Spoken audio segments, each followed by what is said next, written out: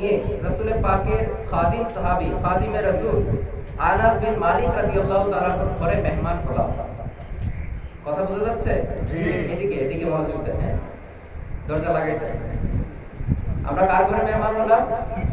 আনাস বিন মালিক রাদিয়াল্লাহু তাআলা ঘরে আমরা মেহমান হলাম।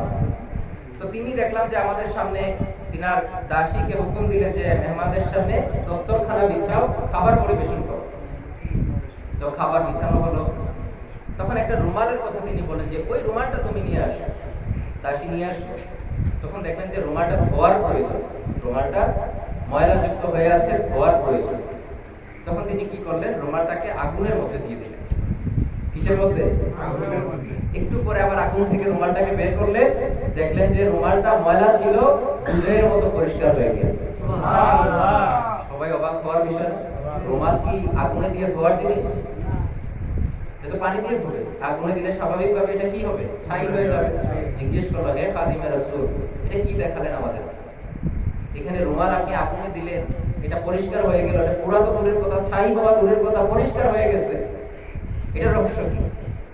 তখন খাদিমে রাসূল বয়ান করলেন, হে আল্লাহর রাসূলের সাহাবীরা, এটা সাধারণ কোনো রুমাল নয়, এটা ওই রুমাল যেটা দিয়ে আল্লাহর রাসূল সাল্লাল্লাহু আলাইহি ওয়াসাল্লামের চেহারায় আনোয়ারের ঘাম মুবারক পৌঁছেছে। সুবহানাল্লাহ।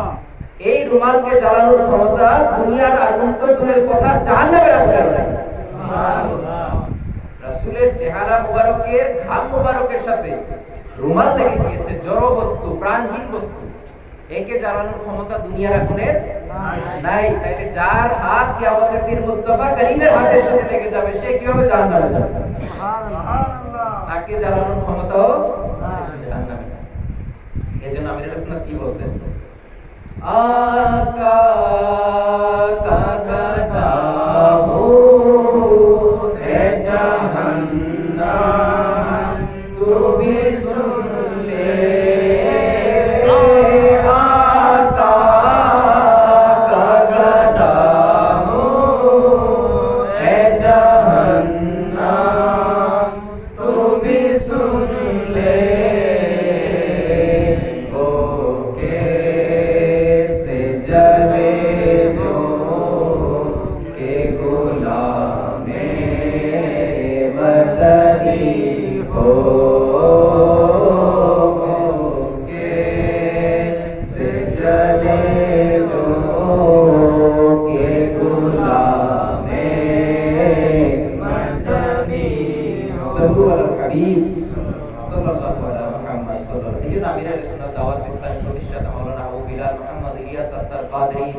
রাজবি দামাত বারাকাতুহুল আলিয়া তিনি লিখেছেন তিনার নাতের মধ্যে, শায়রির মধ্যে, যে হে জাহান্নাম, আমি তো আকার গোলাম, আমি তো আল্লাহ পাকের হাবিবের গোলাম, তুমি শুনে নাও, তুমি ওই গোলাম আল্লাহর রাসূলের গোলাম হয়ে সে কিভাবে চলবে যে মদিনা ওয়ালার গোলাম হয়ে গিয়েছে, জাহান্নামকে বলছে।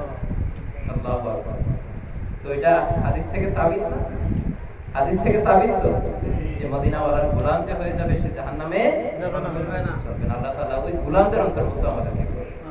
লিখানোর মধ্যে না, নাচ করলাম মানুষের সামনে, একটু গাইলাম, টুপি পাগড়ি পরলাম, মানুষ মনে করলো অনেক বড় আশিকের রাসূল, কিন্তু আমার আমল বরবাদ, আমি মানুষের গীবত করি, আমি মানুষের পিছনে আনি, আমার রাতের আমল বরবাদ, আমি মোবাইলে খারাপ জিনিস দেখি, পর্দা টেনে দিলে আমি আরেক দেশে চলে যাই, আরেক মানুষ হয়ে যাই, আরেক জগতে চলে যাই। এটা কি আশিকের রাসূলের পরিচয়? আশিকের রাসূল বাইরেও আশিকের রাসূল হওয়া দরকার, অন্তরেও আশিকের রাসূল হতে হবে। ইনশাআল্লাহ।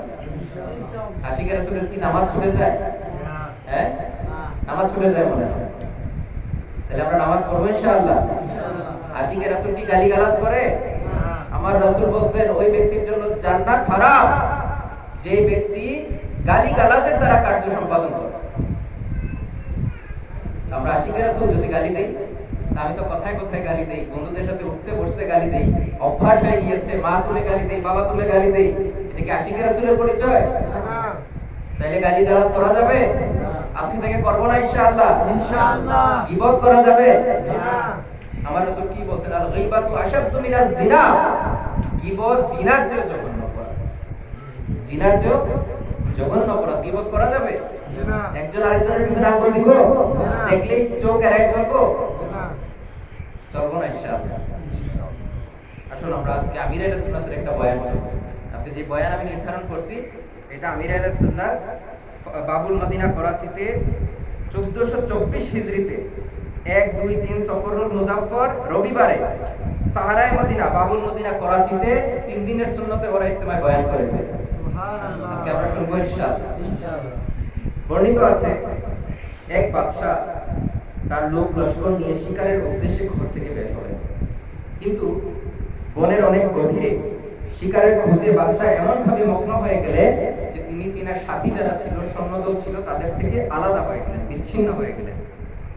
হঠাৎ তার সম্মুখে পড়ে গেল এক শীর্ণকায়, এক জোরসোরো, একদম দুর্বল চিকন একটা যুবক বসে আছে, চিন্তাগ্রস্ত, শীর্ণকায়, জীর্ণ শীর্ণ হয়ে আছে, মনে হচ্ছে অনেক দিনের ক্ষুধার্ত এক যুবক বসে আছে।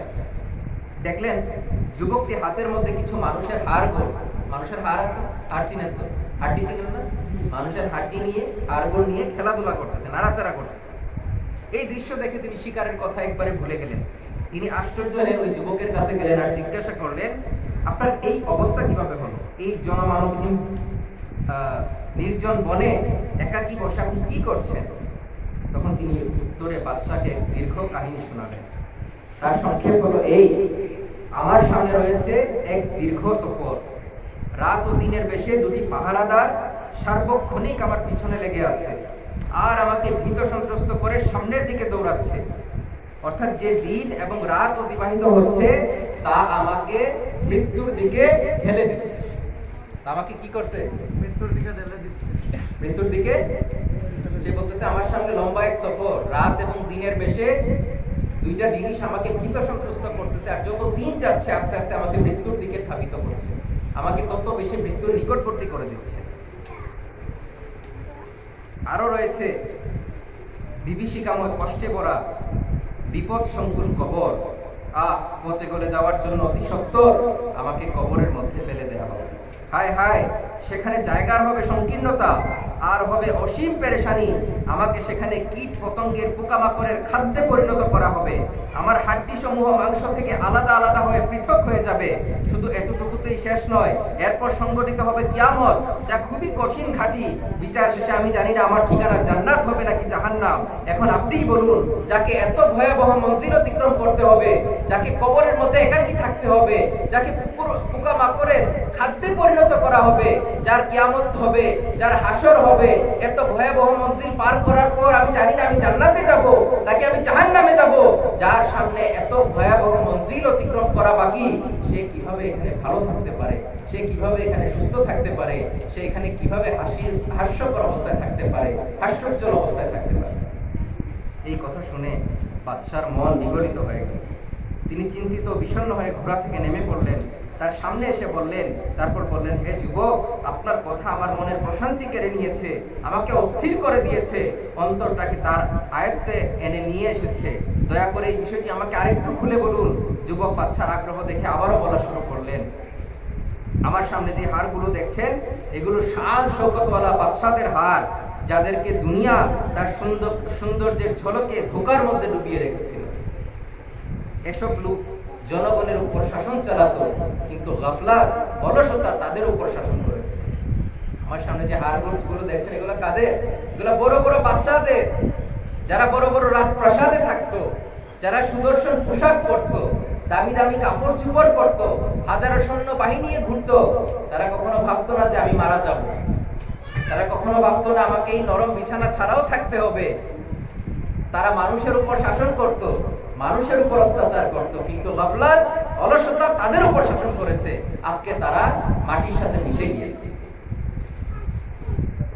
এই কথা যখন শুনলেন, তখন বাদশার মন আরো বিগলিত হলো। তারপর যুবক বলতে লাগলেন, এরা পরকাল সম্পর্কে সম্পূর্ণ বেখবর হয়ে পড়েছিল। এই অবস্থায় তাদের নিকট হঠাৎ একদিন মৃত্যু এসে উপস্থিত হলো, আর তারা নীরবে মৃত্যুর কোলে ঢলে পড়লেন। তাদের সকল আশা আকাঙ্ক্ষা চিরদিনের জন্য অপূর্ণ রয়ে গেল। মৃত্যুর পূর্বে নিয়ামত সমূহ তাদের থেকে ছিনিয়ে নেওয়া হলো। কবরে তাদের শরীর পচে গলে বিগড়ে গেছে। আজ এই বসুন্ধরায় শুধুমাত্র তাদের হাড় গোড়গুলো এলোমেলোভাবে পড়ে আছে। অচিরেই কিয়ামত দিবসে তাদের এই হাড়গুলোতে প্রাণ সঞ্চার করে পুনরায় দেহের গঠন করা হবে। অতঃপর তাদের কৃতকর্মের ফলাফল তাদেরকে দেওয়া হবে। এরপর তারা হয়তো নিয়ামতওয়ালা বাসস্থান জান্নাতে যাবে, নতুবা আযাবের ঘর জাহান্নামে যাবে। এতটুকু বলে ওই নওজোয়ান উধাও হয়ে গেলেন, বাদশার দৃষ্টির অন্তর হয়ে গেলেন। এভাবে হঠাৎ উধাও হয়ে যে কোথায় গেলেন, বাদশা তাকে কিছুতেই খুঁজে পেলেন না। এদিকে বাদশার খাদিমগণ, সেবকগণ হন্য হয়ে তাকে খুঁজতে খুঁজতে এসে দেখলেন বাদশা এই জায়গার মধ্যে উদাস চেহারা নিয়ে বসে আছেন, কান্না কান্না ভাব, আর চিবুক দিয়ে অনবরত অশ্রু বেয়ে বেয়ে পড়ছে। এই অবস্থায় দিবাশেষে যখন বাদশাহ তার বাদশাহী মহলে ফিরে গেলেন, রাত্রিবেলা তিনি বাদশার শাহী পোশাক খুলে শুধুমাত্র 2টা পোশাক পরিধান করে আল্লাহ পাকের ইবাদতের উদ্দেশ্যে তিনি জঙ্গলের উদ্দেশ্যে বের হয়ে গেলেন। সে যে গেলেন আর কখনো ফিরে এলেন না। এমনকি তিনি যে কোথায় আছেন তার ঠিকানাও পাওয়া গেল না। রওজুর রিয়াহিন কিতাবের মধ্যে এই ঘটনাটি মুসান্নিফ লিখেছেন। আল্লাহ পাক তার উপর বেহাদ রহমত নাযিল করুক এবং তিনাদের সদকায়, তিনাদের নেকির সদকায় আমাদেরকে বিনা হিসেবে ক্ষমা করুক। আমিন। ইসলামী ভাইরা, আমরা শুনছিলাম আমাদের সফরের কথা। আমরা শুনছিলাম যে আমাদের সামনে কত লম্বা সফর বাকি। আমরা এখন অনেকে মনে করি আমি তো মাত্র 18, আমি 20, আমি 25, মাত্র 40 হইছে, বৃদ্ধ হব, দাড়ি পাকবে, তারপরে না মারা যাব। আবার অনেকে মনে করি এখানে আসছি, জন্ম নিছি, বড় হইছি, এখন ভালো একটা ইউনিভার্সিটি থেকে গ্রাজুয়েশন কমপ্লিট করব, তারপর ভালো একটা চাকরি করব, ব্যবসা করব, মিলিনিয়ার হব, বিলিনিয়ার হব, এই স্বপ্নগুলো পূরণ হবে, বাইক থাকবে, কার থাকবে, মানুষ আমাকে দেখলে জায়গা ছেড়ে দিবে, রাস্তায় বুক ফুলিয়ে হাঁটবো, হয়তো কোনো একটা দল করব, মানুষ আমারে দেখলে কাঁপতে থাকবে, এভাবেই আমার দুনিয়া চলবে। না ভাই আমার, এই ঘটনাটা শুনেছেন, এটা শুধু ওই যুবকের জন্য নয়, এটা আপনার জন্য। আপনি যেহেতু জন্ম নিয়েছেন এই দুনিয়াতে, মৃত্যুর ঘাট আপনাকেও পার করা লাগবে, মৃত্যুর ঘাট আপনাকে অতিক্রম করা লাগবে। দেখেন আমি কতটুকু প্রস্তুত। আপনারা হয়তো দেখছেন ওই যে দুলিয়া খালের দিকে প্রায় বাইক অ্যাক্সিডেন্টের ঘটনা হয়। কত তরতাজা যুবক, আমি ওই দিন দেখলাম যে 11 ঘন্টা আগে তার একটা স্টোরি আপলোড দেয়া, তার ফেসবুকে পোস্ট দেয়া, তার ছবি। 11 ঘন্টা পর সে কি জানতো, টকবকে যুবক, সে মার দুনিয়া থেকে বিদায় হয়ে গেছে। অনেক, আমি একটা ঘটনা জানি আমাদের পরিচিতদের মধ্যে, তিনি এমবিবিএস কমপ্লিট করছে, এমবিবিএস 4 বছর করতে পারে। কি পরিমাণ কষ্ট, হোস্টেলের বাসি খাবার, বাড়িতে যাওয়া যায় না, দিন রাত পরিশ্রম করে এমবিবিএস কমপ্লিট করছে। যেদিন সার্টিফিকেট পাইছে ওদিন সে মারা গেছে। তার কি স্বপ্ন ছিল এমবিবিএস এর সার্টিফিকেট নিয়ে কবরে যাবে? এটা ছিল ইচ্ছা, নাকি তার ইচ্ছা ছিল এখন সে অনেক টাকা কামাবে, মানুষের হয়তো সেবা করবে, ভালো ভালো নিয়ত হয়তো ছিল, কিন্তু সে জানে না তার সার্টিফিকেটটা নিয়ে তাকে দুনিয়ায় আর বেশি দিন থাকা যাবে না, কবরে চলে যেতে হবে। কিন্তু এই সার্টিফিকেট কি কবরে আদৌ কোনো কাজে আসবে? আপনি অনেক বড় ডাক্তার, অনেক বড় ইঞ্জিনিয়ার, লয়ার, এটা সেটা অনেক কিছু, সমাজ আপনাকে অনেক কিছু মনে করে, সমাজের মানুষ মনে করে আপনি অনেক সফল। আপনার মতো সফল দুনিয়াতে নাই। আপনারে দিয়ে উদাহরণ দেয়, ওনার মতো হোক। ওনার গাড়ি দেখছো কয়টা, মানুষ পিছনে কয়জন ঘুরে দেখছো? কিন্তু আপনি যখন কবরে চলে যাবেন, গাড়ি, বাড়ি, পজিশন, পদ, কোনো কিছু আপনার কাজে আসবে নাকি আপনার কাছে মৃত্যু আসবে? আপনি মৃত্যুর জন্য কতটুকু প্রস্তুত, এটা দেখা দরকার। আপনি, আমার গোল কোথায়? আমরা ফিউচার ব্রাইট করব এই চিন্তা করি, তো কবর যে ব্রাইট করা লাগবে, গ্রেভ যে ব্রাইট করা লাগবে, এই চিন্তা কয়জন করি? আপনার আমার ডেইলি শিডিউলের মধ্যে এটা কি আছে যে আমি মারাও যাব? আপনার আমার ডেইলি শিডিউলে এটা আছে 1 মাস পরে আমি কি করব? আপনার আমার ডেইলি শিডিউলে আছে সারা দিন যদি আমি পরিশ্রম করি, কালকে আমার বাজারে এত টাকা প্রফিট হবে। আজকে যদি সারা দিন হাল চাষ করি, 6 মাস পরে ক্ষেতের ধান আমি কাটতে পারবো, আমার ফ্যামিলি চলবে। আপনার আমার শিডিউলের মধ্যে কি এটা আছে? আজকে যদি আমি গুনাহ থেকে না বাঁচি, আজকে যদি আমি নামাজ না পড়ি, আজকে যদি আমি নেকি বেশি করে না করি, একটু পরে যদি আমি মারা যাই, আমার কবরে তো কেউ যাবে না, আমার কবরে তো ধান ক্ষেত যাবে না, আমার কবরে তো গাড়ি বাড়ি যাবে না, তখন আমার কি হবে? তো এই জন্য আমাদের কবরের শিডিউলও রাখা দরকার। মানুষ বলে না যে মারা গেছে, মৃত্যু তো অনিশ্চিত, অনিশ্চিত মৃত্যু হয়েছে। আমি বলি না, মৃত্যু অনিশ্চিত না, মৃত্যু সবচেয়ে নিশ্চিত জিনিস। যে জন্ম হয়ে গেছে সে জানে তাকে মরতে হবে। এটা আজকে হোক কিংবা আপনার বাবার আগে হোক কিংবা বাবার পরে, কিন্তু আপনাকে মরতে তো হবে। আসুন, মৃত্যুর যন্ত্রণা কেমন হয় আমরা শুনি। হযরত সাইয়েদনা ফারুক আযম রাদিয়াল্লাহু তাআলা ইসলামের দ্বিতীয় খলিফা, তিনি একবার কাব রাদিয়াল্লাহু তাআলা কে বললেন, হে কাব, আমাকে মৃত্যু কেমন হয়, মৃত্যুর যন্ত্রণা কেমন হয় শোনাও। তিনারা তো জান্নাতি সাহাবী ছিলেন। তিনি তো দুনিয়া থেকেই জানতেন যে আশারে মুবাশশিরিনের অন্তর্ভুক্ত আমরা হয়ে গেছি, আমার রাসূল সুসংবাদ দিয়েছেন, বাশারত দিয়েছেন আমরা মৃত্যুর পরেই জান্নাতে চলে যাব। তারপরে মৃত্যু নিয়ে ফিকির কেমন ছিল, টেনশন কেমন ছিল। রাজত্ব তো কম ছিল না, অর্ধ পৃথিবী উমরে ফারুক রাদিয়াল্লাহু তাআলা শাসন করেছেন, খলিফা ছিলেন, রাজত্ব কম ছিল, পজিশন সম্মান কম ছিল, কোনো কিছু চিন্তা করেন নাই। কাব রাদিয়াল্লাহু আরেক সাহাবীকে বলেন, হে কাব আমাকে শোনাও মৃত্যু কেমন হবে। তখন কাব রাদিয়াল্লাহু তাআলা বলেন, হে ফারুক আযম, একটা জীবন্ত মানুষের পেটে যদি একটা কাঁটাযুক্ত একটা গাছের ডালের মধ্যে অনেক কাঁটা, এই কাঁটাযুক্ত ডালটাকে যদি ঢুকিয়ে দেওয়া হয় সে কতটুকু কষ্ট পাবে। তারপর তার এই ডালের মধ্যে তার নাড়ি ভুঁড়ি গুলা পেঁচিয়ে যাবে, আটকে যাবে। তারপর যদি ওই ডালটাকে টেনে বের করা হয় তার যতটুকু কষ্ট হবে তার চাইতে কোটি গুণ বেশি কষ্ট হবে যখন তার রূহ বের করা হবে। যখন তার রূহ বের করা হবে। হে আমার ইসলামী ভাই, চিন্তা করছেন কখনো? চিন্তা করছেন? আমরা তো মাথা দেখবেন মানুষ যখন নেশায় থাকে সে কি করে বলতে পারে না।